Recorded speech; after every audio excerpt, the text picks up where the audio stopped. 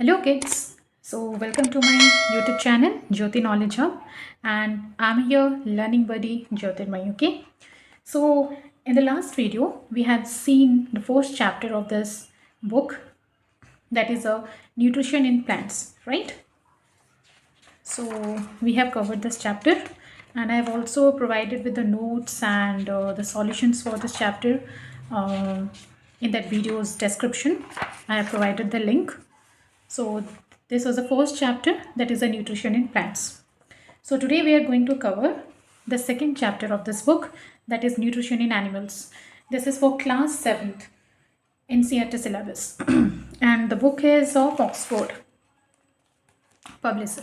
Okay, so now let us start with the chapter. Okay, so nutrition, I have already told about that meaning of nutrition in the first video. Nutrition means it is a process by which that is our body is uh, absorbing the food, right? That is called as a nutrition. Now in chapter 1 you learned how plants obtain nutrition, correct? Now how are animals different from plants? In the way they obtain nutrition. So we will see in this chapter that how the plants are different from the animals in obtaining this nutrition. So animals including humans depend on plants or plant eating animals for their food.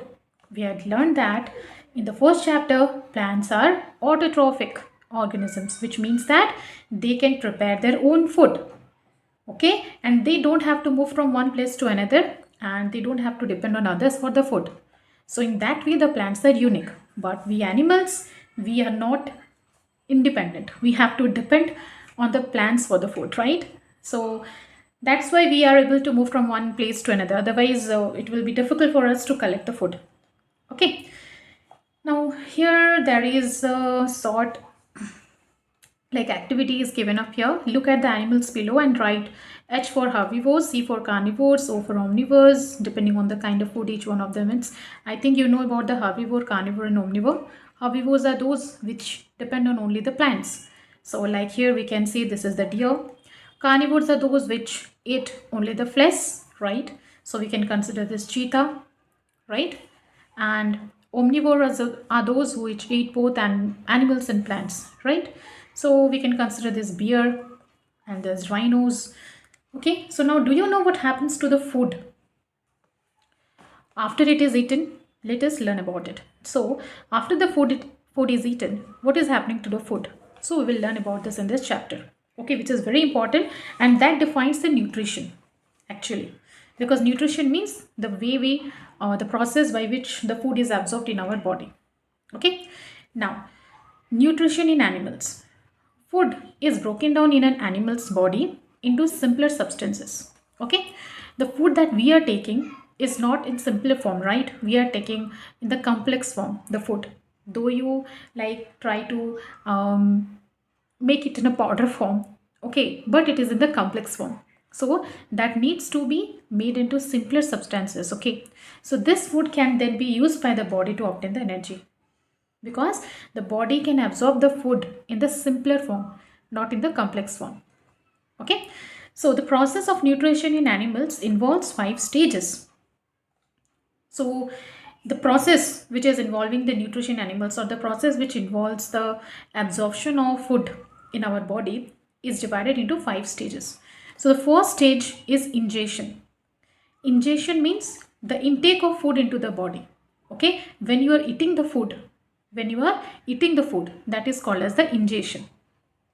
Next, digestion. The breakdown of food into simpler substances is called digestion. When the food is broken down, the food that you have intaken, or you can say that you have eaten, when that will be broken down, that is called as the digestion, and the complex food particles are broken down into the simpler food particles. Okay, now next is that is digestion. Next, absorption. The uptake of the soluble substances produced during digestion by the tissues in the body is called absorption. Absorption is I have told the process of absorbing the food is called as the nutrition, right?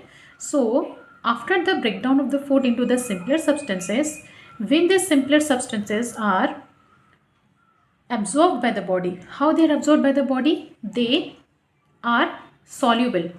okay, in the water. So when they are forming a kind of solution, then only the body can absorb.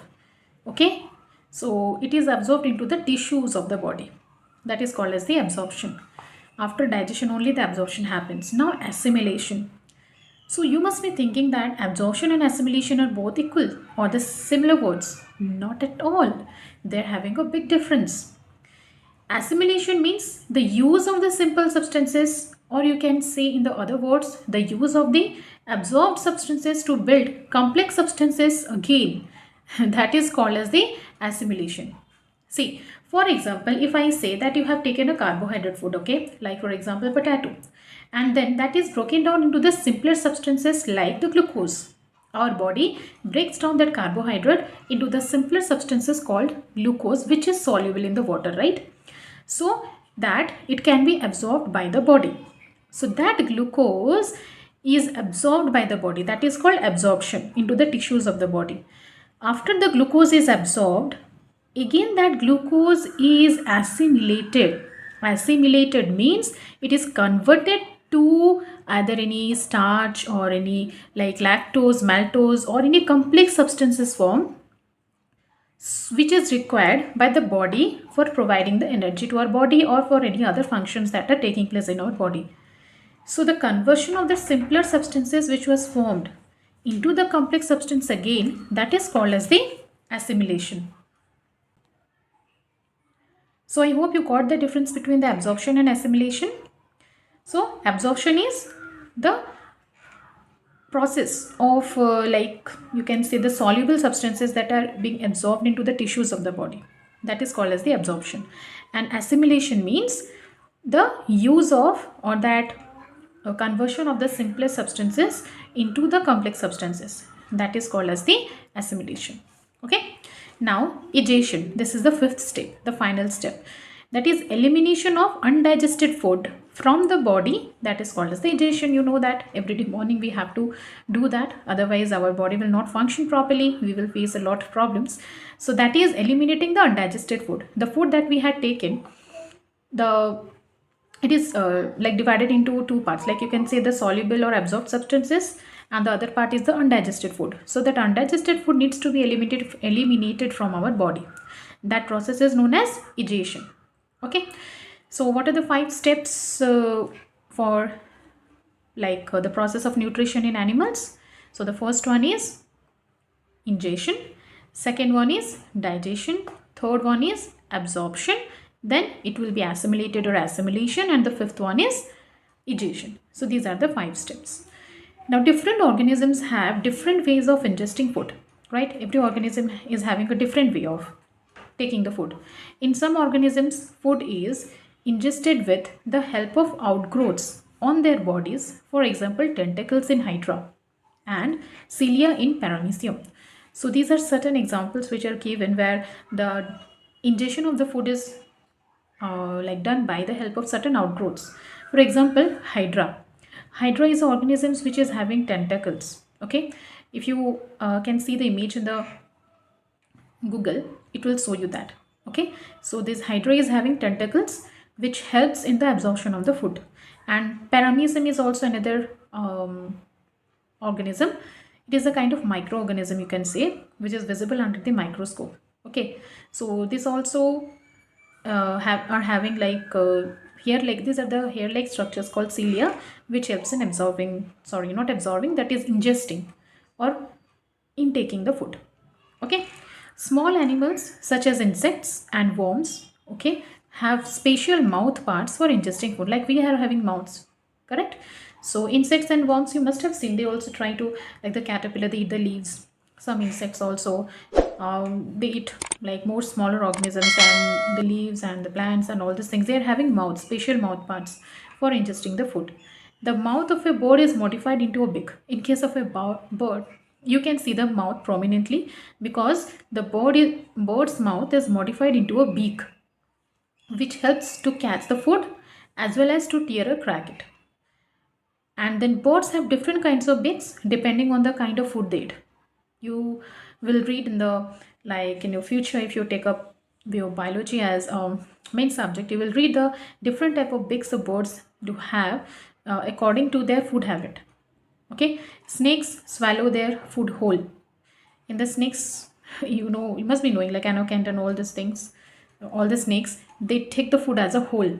They don't eat it like part by part. Correct. Now let us first learn about nutrition in one of the simplest living organisms, that is amoeba. Amoeba is one kind of microorganism which is visible under the microscope. Okay, so we will learn about the simplest living organisms nutrition first. So nutrition in amoeba. Amoeba is an organism made up of a single cell. Okay, as I have told, it is a microorganisms. It is made up of a single cell. Only one cell is present. If you see the diagram, you can find it out. See, only one cell, and it is having only one nucleus. Okay, so that means it is a single cellular organism or unicellular organism. We call it like that. It is usually found in the ponds and ditches. Its food consists of microscopic organisms found in these water bodies. It is itself a microorganism, and its food also is microscopic. Okay, so you can think that how much the foods will be smaller, like the food particles will be smaller. It does not have a very structured body. Yes, amoeba's body is like a jelly. You must have seen jelly. If whatever form you want to make, it will be like that. Similarly, amoeba also doesn't have any regular shape. The shape is irregular. It can take any form. When amoeba senses the food, it forms finger-like projections called pseudopodia. Now you can see that when the food is near, when it is sensing that the food is near, it will try to project its body in such a form that we call them as pseudopodia. Pseudopodia, pseudo means false, podium means feet. That means it will form a structure like this, which is called pseudopodia, false feet or false foot, which completely encloses the food. Trying to completely enclose the food. You can see this. It is trying to completely engulf the food like this. Trying to completely enclose the food, resulting in the formation of a space or cavity. You can see a space or cavity. If it is if it will form like this, a space, and inside this the food will be present, right? Suppose you consider this a food. Inside this a food will be present. So this space or the cavity that it is forming, it is called as the food vacuole. It is known as the food vacuole. Some digestive juices are secreted in the food vacuole. Okay, now for the digestion, some digestive juices are obviously required for digesting it. So some the digestive juices are secreted into the food vacuole and the food is digested there. It is then absorbed. The body will absorb the soluble substances, and the undigested things, it will be eliminated. For absorbed and assimilated, obviously after absorbing it will be assimilated. That means it will be utilized. Another word for assimilation, you can say that utilization. And the undigested part is thrown out. So this diagram is very, very important. Like in the schools, it can be asked as a question, like how you can draw a diagram for the nutrition in amoeba, how it proceeds. So you can do this. Okay, so I hope got it. Fine. Next, we have the nutrition in humans. So humans are not unicellular like amoeba, so it is not the digestion, or you can say the nutrition or in humans is not an easy process. It is very complicated. So as compared to an amoeba, the whole process of nutrition in humans is a complex one, as I told. So as the humans, nutrition is a complex process. So the food passes through a number of organs in the body, right? We all know that the humans have a lot of organs in the body that together form the digestive system. Okay, they all together form the digestive system. That means digestive organs. The digestive system consists of the alimentary canal. That is the first thing that the digestive system is consisting, or the digestive tract. The alimentary canal, or the alimentary canal, we also call it as a gut, or we call it as a digestive tract. And the other organs such as the gallbladder, pancreas and liver, they all together form the digestive system. The digestive tract is a long tube starting from the mouth to the anus. So here on the next page you can find the diagram of the human digestive system. So this is the alimentary canal or the digestive tract, which we also call it as the gut. And it is a long tube starting from the mouth, and it will go and like this it will at the anus. And food is digested with the help of digestive juices secreted by various glands of the digestive system. Inside our body are various types of juices are produced that helps in digesting the food. For example, salivary glands, liver and pancreas. These are the organs which secrete the juices, digestive juices for digesting the food. Okay, and we will learn about the different type of digestive juices as well. Now, the first process that we have learned, the first step in the nutrition of animals is ingestion. Okay, food is taken, that is the process of taking the food into the body through the mouth. We are having a mouth where we are having teeth, tongue and all these things, and that helps us to chew the food. We have different types of teeth. I think we have already read about this in the lower classes, which helps us in breaking down into food into smaller pieces. So now let us learn about the different types of teeth. Now, there are 4 different types of teeth: incisors, canines, premolars and molars. Now, incisors are called as the biting teeth. Okay, that is present at the front. They are flat, blade-like teeth. The incisors are the front teeth and are so called because they help to incise or cut the food. So these are called as the incisors, which are present at the front, right? 4 in the upper jaw and 4 in the lower jaw. They are present, in total they are present 8. So you can see that, and here it is in the form of a blade, or you can say flat blade like structure that helps to cut the food. Canines, that is the next one, you can see, which is very sharp and pointed, that helps to tear the food, right? Like when we eat the flesh, or those who are non-vegetarians, if they eat the flesh, it helps us a lot to tear the food, right? Then premolars. Canines you can find in total 4, that is 2 in the upper and 2 in the lower jaw, right? And then is the premolars. Premolar is like this, you can see there are only 2 cusps. We call this as cusp, this elevated thing, right? This one, it is known as cusp. So how many cusps are present here? 2. So premolars, they have broader surfaces, their surface is broader and it helps in chewing and grinding the food. And in case of molars, you can see they are having more than 2 cusps here, 3, and their large back teeth. They have a wide grinding surface and are used primarily to chew the food. These 2 types of teeth are mainly for grinding and chewing the food. Otherwise, canines are for tearing and incisors are for biting. So it is very easy for remembering, right? Incisors, canines, premolars and molars. Now, humans develop 2 sets of teeth in their lifetime. Yes, that is the temporary set and the permanent set. The temporary set of teeth, it is only 20 in number, which are called as the milk teeth. And at the age of 6, the milk teeth start falling out, giving way to the permanent teeth. Okay, you must have experienced this thing. Okay, so at the age of 6, around the age of 6, this milk teeth will start falling one by one, so that you can get the permanent teeth. In the permanent set, there are total 32 teeth, 16 in each jaw. So the upper jaw and the lower jaw, we are having 2 jaw here, right? This is the upper jaw and this is the lower jaw. So here 16 will be present, here also 16 will be present. There are 4 incisors, as I said. So there are 4 incisors here, 2 canines. So see, these are the incisors here, 4 incisors. This is the canine and this is the canine teeth, and 4 premolars. You will find 4 premolars here. Okay, so this is 1, 2, 3, 4. 1, 2, here 3, 4. 4 premolars and 6 molars in each jaw. 3 will be found in each jaw. Okay, so this is very important to remember. 4 incisors, 2 canines, 4 premolars and 6 molars. That is about the teeth. Now, that is a small box which is very important for us taking care of our teeth. Yeah, it's very important. Bacteria are present all around us, right? Even in our mouths.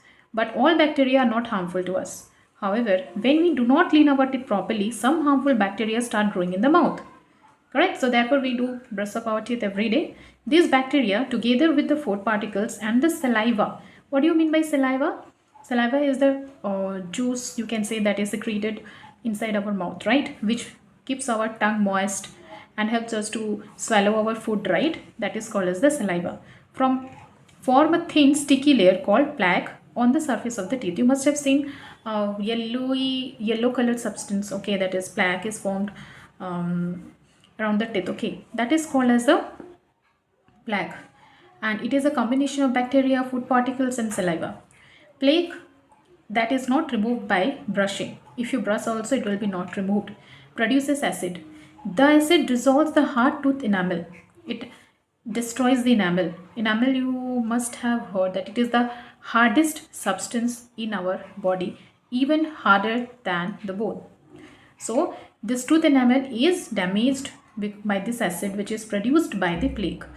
Now tiny holes appear on the surface of the enamel which slowly get bigger until one large hole appears, that is called as a cavity. You must have heard about the cavities, right? Tooth cavity. So like this way only it is formed. Now tongue. So tongue is a fleshy muscular organ present in our mouth, right? It is not having any kind of bones, so that's why it is called as a fleshy muscular organ. It helps to mix saliva with the food while chewing and also helps in swallowing. Without the tongue we can't even talk also, right? That is very important. And another importance is in the food. It helps to mix the saliva with the food. Otherwise it will, if it would be dry, it cannot be like processed into simpler substances, plus it will be like it will be very difficult for chewing, and another thing, it will be very difficult for swallowing also. Dry, sometimes you must have found this problem, right? When the food is dry or something like that and saliva is not sufficient, and when we try to swallow the food, we start like there is some problem, like we start coughing, correct? So the tongue is also a very important sense organ and has taste buds. Sense organ, tongue is one of the sense organs out of the 5 and has taste buds. You must have seen small dotted like structures on the surface of the tongue that are called as the taste buds, which help to sense 4 different tastes. There are mainly 4 different tastes: sweet, salty, bitter and sour. Sweet, salty must be knowing. Bitter means like karela jo bolte na, like that is having the bitter taste. And sour. Now digestion. Okay, so the first step of nutrition is ingestion, about which we read. That is how we intake the food and what are the organs that are involved in this. That is mainly the teeth and the tongue. Okay, now next we will go to the next step of nutrition, that is digestion, which is very important part. The process of digestion starts in the mouth itself. Yes, because it is already started in the mouth, where saliva is helping in mixing the food with this where the saliva is mixed with the food, and teeth is helping in chewing it into, like breaking it into simpler substances. Where the food is mixed with saliva, as I told, saliva secreted by the salivary glands. So we have learned about the salivary glands, right? And I told you will learn which juices are secreted. So from the salivary gland, the saliva is secreted. That contains digestive juices that help in the breakdown of starch into sugar. So when you are taking a starchy food, it will be converted into sugar. That is secreted from the salivary glands, it makes the food slimy. That's why we are able to swallow the food, right? So that it can be easily swallowed. Slimy means it will be like it when it will mix with the food, it will be moist. Okay. So once swallowed, the food passes from the mouth into a long tube called the esophagus. Okay. So after swallowing, the food passes into a long tube, which we call it as the gut, or we also read that it is also known as the alimentary canal, right? So that main small part, let me show it to you. So as you can see in the diagram here, from the mouth, the food is swallowed into a, that is the salivary glands. As you can see, it is present here. It is present below the tongue, and from here the saliva is secreted, which is mixed with the food, and then it is coming to the esophagus, that is a long tube you can see here. Okay. Also called as the food pipe. The walls of the esophagus contract and relax to produce wave-like movements. Okay. So that is called peristaltic movements. It is specifically known as peristaltic movements. So how the movement takes place, let me show it to you by doing a diagram. Okay. So suppose this is a long tube. Okay. So this is the tube. So you can think as if if you put a ball inside a pipe. Okay. Suppose this is a ball. Now this portion will get swallowed, right? sorry, not swallowed, it will get like expanded. Then after that, this portion is as usual. Then when this ball will come to this part, it will again, this part will get expanded, and this will contract here. Okay, so first here expansion will take place. Okay, and then when it will come to this side, it will again contract and this will expand here. So like this, means you can think of a pipe, and inside that pipe, when you are putting a ball inside that, so how the ball will move, right? So like that only the food ball, the food is in the form of a ball, right? We call it as the food bolus. It will pass inside this esophagus in that kind of movement. Okay, that is contraction, relaxation, contraction, relaxation. So this kind of movement is called as the peristaltic movement. Means if I do the movement like this, it will be wave like movements. Okay, so this movement is known as peristaltic movement.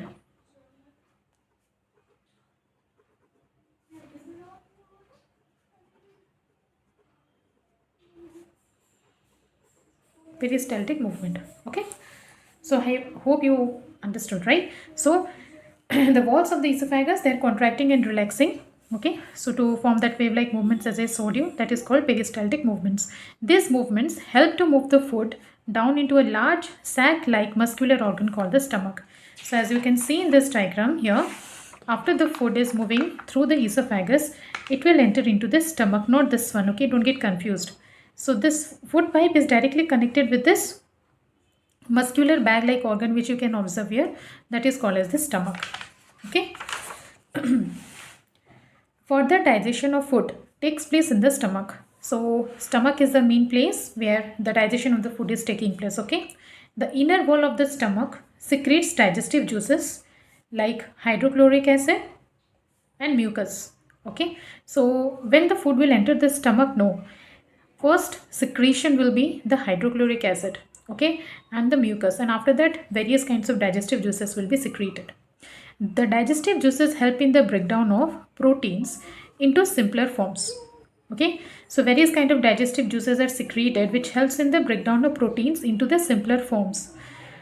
The hydrochloric acid is very important, as I told. As soon as the food enters into the stomach, the hydrochloric acid will be secreted because it helps in killing the microorganisms and provides an acidic medium for effective digestion. The digestion takes place effectively if the medium is acidic. So that's why the first reason the hydrochloric acid is secreted at the first place.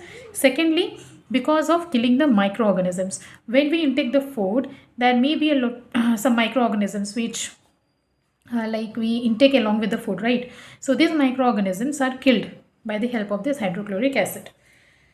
So from here we can see that we got very important hydrochloric acid here and its function. What is the function of hydrochloric acid? You can get as a question. So there are two functions. The first one is it helps in killing the microorganisms, and the second is it provides an acidic medium for effective digestion. From the stomach, the semi-digested food called the chyme. Why it is known as semi-digested food? Because the food is not digested completely. Okay, so that's why it is called as the semi-digested food. Digestion completes in small intestine. Okay, not in stomach. So the semi-digested food called the chyme, the food is now known as the chyme, passes into the small intestine. Okay, it moves into the small intestine, as I told. Further digestion of the food takes place in the small intestine, where the secretions of the liver and the pancreas are released. If you observe in the figure given over here, so this is the stomach. From the stomach, the food will enter into the small intestine. Okay, you can see it is much more coiled here. And to this small intestine, will receive the secretions from the pancreas, which you can see here, which is in the form of a light green color here, and the liver, this liver, and even from the gallbladder. So these all are connected to the small intestine. They will pour the secretions into the small intestine, which help in the complete digestion of the food. Okay, so the digestion is completed in the small intestine, not in the stomach. Further digestion of food takes place in the small intestine, whereas the secretions of the liver and pancreas are released. The liver secretes bile, as it is mentioned here. Which kind of secretions are released? The liver secretes the bile, which plays an important role in the digestion of fats. So bile is the only secretion which helps in the digestion of fats. So it is a very important juice, you can say, that is helping in digestion of fats. Bile is stored in an organ called as the gallbladder. So after the liver secretes the bile is getting stored in the gallbladder, and whenever it is required, the gallbladder will release the bile into the small intestine. So as it is written over here, the secretions of the pancreas, they are called as the pancreatic juice, which helps in the breakdown of carbohydrates into sugars. Carbohydrate is the complex form, so that it can be converted into the soluble form, that is the sugar or glucose, and our body can absorb it.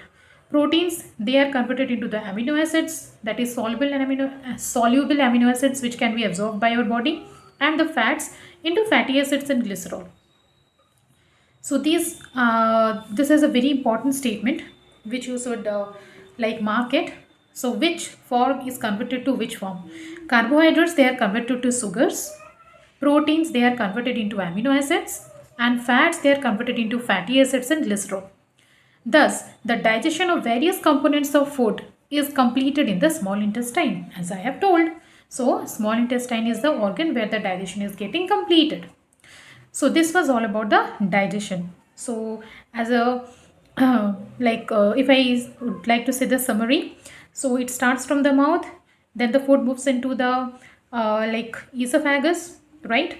And from the esophagus, the food will move into the stomach. Then from the stomach, the food will move into the small intestine, where the digestion is completed. Okay. Now, this is a very important diagram where you can see the whole digestive system and the different digestive organs that are involved in our digestion. Okay.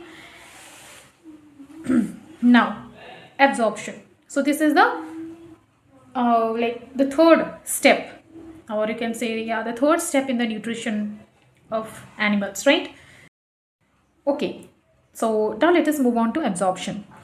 Even though digestion continues in the small intestine, okay, digestion is completed in the small intestine, the main job of the small intestine is to absorb the nutrients obtained as a result of digestion. Okay, so here in the small intestine, the digestion is also completed, and the next step of the nutrition, that is absorption, is also done at this place only, in the small intestine. And how is it done? By the linings of the small intestine. So the small intestine wall has finger-like projections called villi. Okay, so let me show you how does it look like. So the small intestine wall has like this finger-like projections.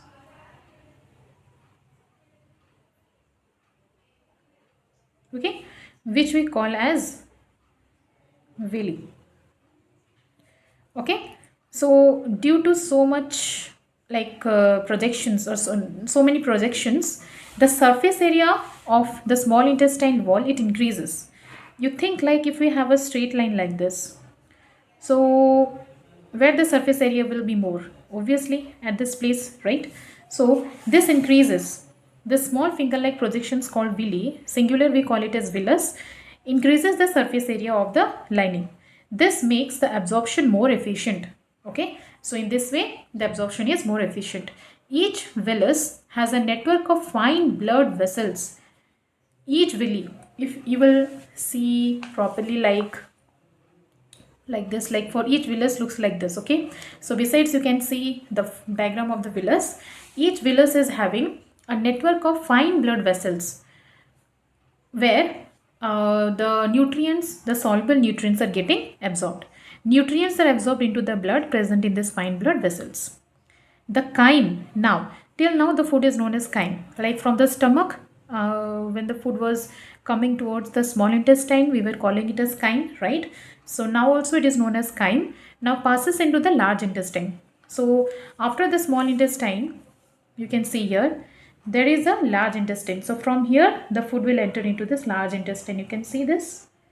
Okay, so this is called as the large intestine, where water and minerals are absorbed.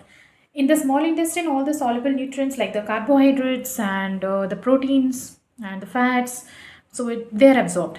Okay, minerals, nutrients, only the nutrients, okay, like that is absorbed. And in the large intestine, water and minerals are absorbed. Okay, assimilation, that is the fourth step of the nutrition in animals. Assimilation means, as I have told, which is very different from absorption. Assimilation is the utilization of the absorbed nutrients. Okay, the nutrients which were absorbed into the blood vessels by the help of the villus, or you can say villi, the small intestine, and they're absorbed into the tissues of our body, right? So how now these nutrients will be utilized by our body to provide energy and to do the daily work. Okay, so that is called as the assimilation.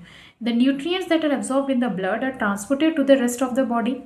The final product of carbohydrate digestion, that is glucose. As I have told, the carbohydrate is digested to the sugar, right? So that sugar means glucose is broken down into carbon dioxide and water in the cells with the help of oxygen. Okay, so the oxygen that you are intaking, okay, when you are breathing, you are intaking the oxygen, right? So that oxygen is helping in the breakdown of the glucose into carbon dioxide and water, releasing a large amount of energy which is utilized by our body for doing day-to-day works. Okay, so if I would write the equation of this, it would be like this. So the food, okay, along with this oxygen is broken down into carbon dioxide and water,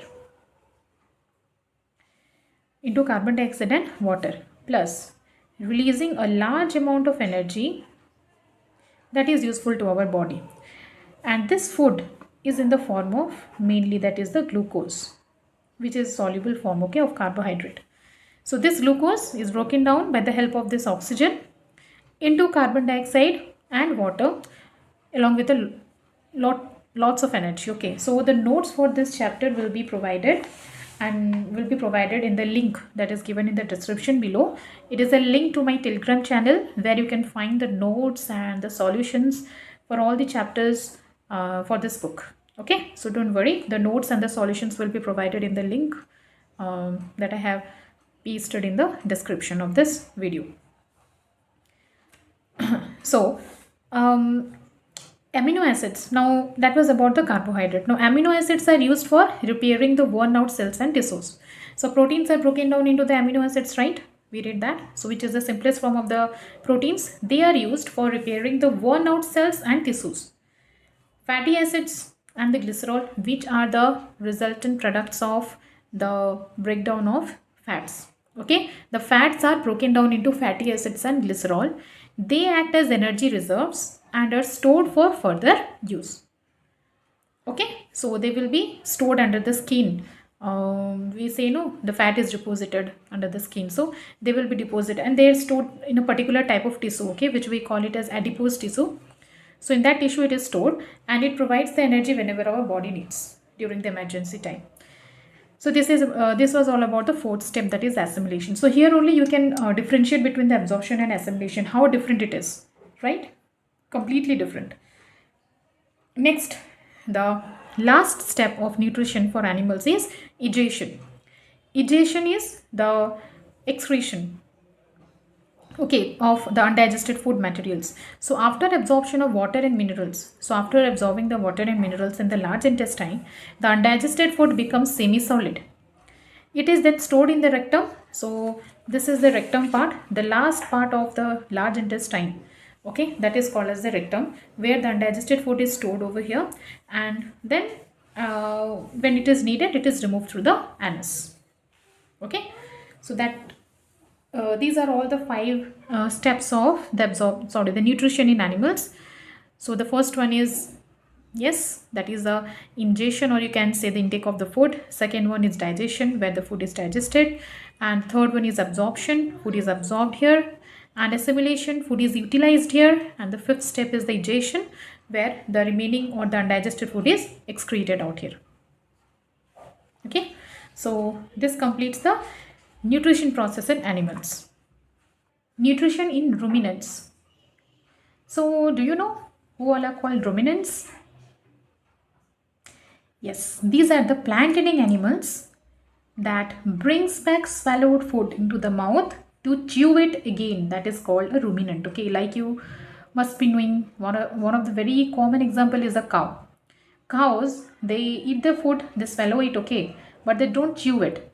And when they are free and when they are like sitting down, or when they're sleeping, so at that time, no, they will again bring back their swallowed food into the mouth so as to chew it again properly. Okay, so they are the ruminants, and the process of doing this is called as the rumination.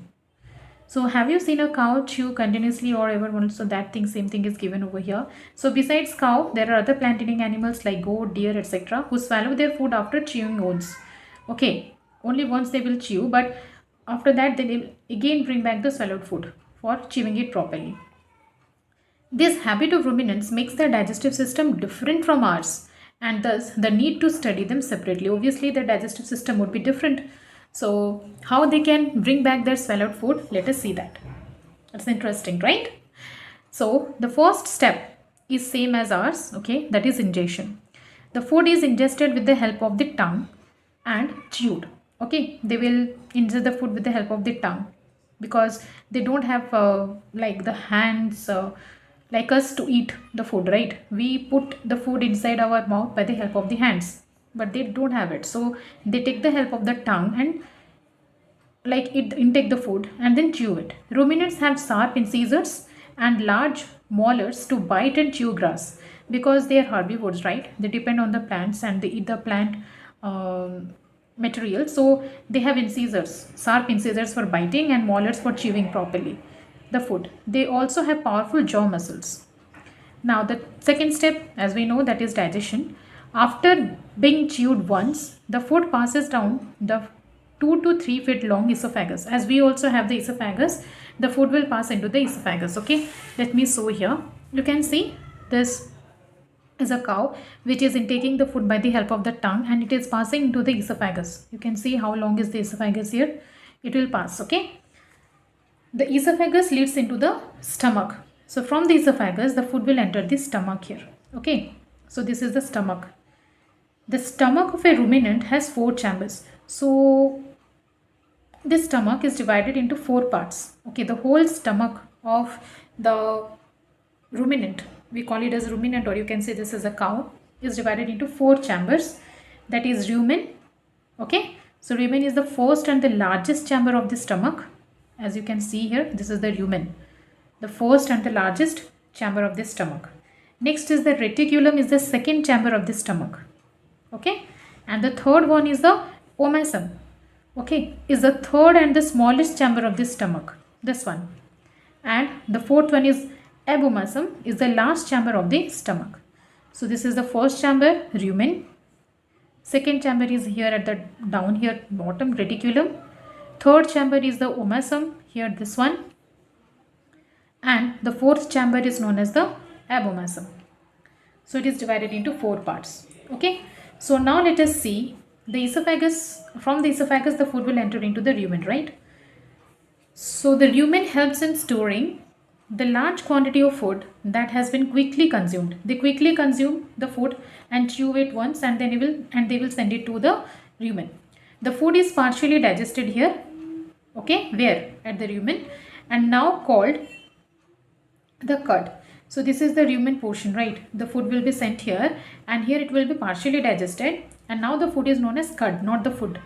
It is called as cud, C-U-D. The cud is then brought back to the mouth. So when they will be sitting lazily, or like they will be in a sleepy mode, like in sleeping or like that in a rest mode, so they will again bring back the food to the mouth. Okay, re-chew the food and re-swallow in a process called cud chewing. We call it as a cud chewing. The rumen has billions of bacteria and protozoa. So it is having a lots of bacteria and protozoa which break down the carbohydrate called cellulose found in hay and grasses.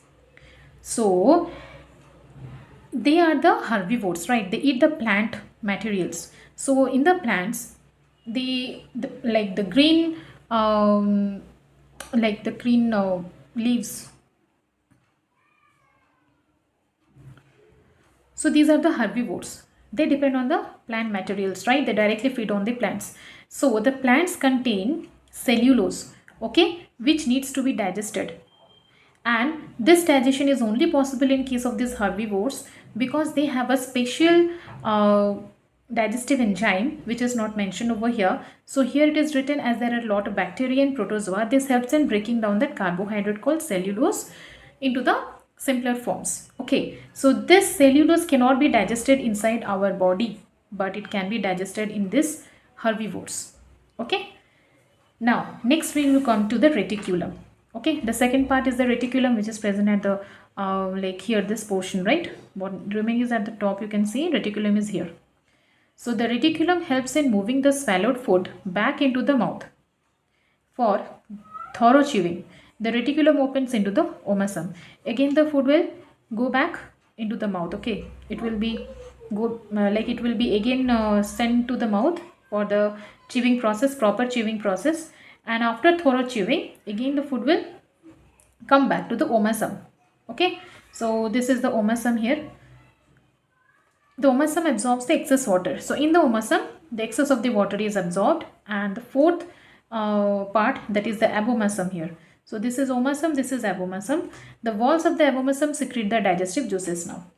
Okay, so these are the four parts of the stomach where re-chewing process, re-swallowing process, and digesting process or the breakdown process is taking place. Okay, so the four parts are rumen, reticulum, omasum, abomasum. Okay, next, that is the third step of the nutrition, is absorption. Absorption begins in the four-chambered stomach, but the main absorptive organs are the intestines. So here also some absorption takes place, but the main absorption takes place in the intestine, as in case of the animals also we have seen that, like in the human beings.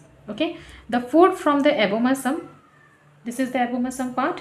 The food from the abomasum will pass into the small intestine. Okay, this is the intestinal part. So it will pass into the small intestine, where it mixes with secretions from the pancreas and the liver. Okay, as we have in case of human beings also, there are secretions of pancreas and liver. So same here, the small intestine will receive the secretions from pancreas and liver. Most of the digestion of carbohydrates, proteins and fats takes place here. So in the small intestine only, most of the digestion is taking place. The same thing happens in case of the animals also, like in human beings also. The only difference we can find in case of the ruminants is that they have that power, or they have that quality of again bringing back the food from the stomach to the mouth for re-chewing and for re-chewing that. Okay, so that it can be chewed up properly and the food can be digested properly. So that thing is unique in this case in ruminants, which cannot be found in the humans, right? Otherwise all the methods are same. Several villi are present over here, like we have in human beings, okay, which help in increasing the surface area for absorption. The small intestine leads into the large intestine. So as you can see here, this was the small intestine here, and then we come here large intestine. The main function of the large intestine is to absorb the water and eliminate the undigested food as feces. Okay, so same process is here as we have in the human beings. The only difference, as I told, that is the bringing back the swallowed food into the mouth. Okay, so here the chapter is getting completed, and here we have only 3 steps, as we can see, right? Ingestion, digestion and absorption. So there is no separate steps like assimilation and egestion here, right? So that is only 3 steps are present in case of the nutrition in ruminants. So this was all about this chapter, that is nutrition in animals. I hope you have understood, and if you have any doubts related to this chapter, so you can post me in the comments and I will try to clear the doubts. And the notes and the solution for this chapter, that is the exercise solutions, I will be providing it in my Telegram channel. So please click on the link that is provided in the description so that you can access all the notes and the solutions of this chapter. Thank you.